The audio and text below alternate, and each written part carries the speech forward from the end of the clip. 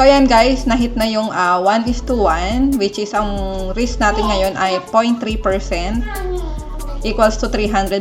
So, may earnings na tayo na $346, kaya isi-set ko na siya sa break-even.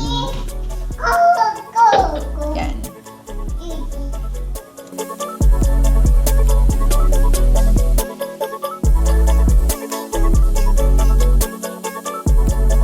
So guys, dahil naka-close na tayo ng isang M5 candle, so magte-trailing stop na tayo dito.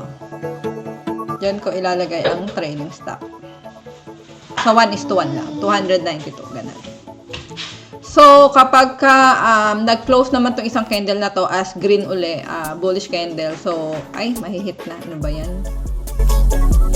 Huwag mo namang i-hit agad. Kakalagay ko lang eh.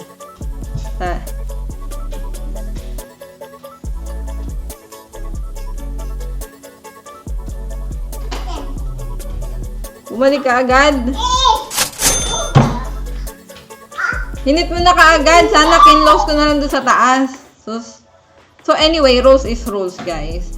Ang rules ko kasi is kapag ka naka-hit na ako ng 1:1, tapos nagkaroon na ng bullish candle, nag-close sa M5, so i-move ko lang ang trailing stop. Pero kakairita naman to, ang aga naman. So anyway, that's life.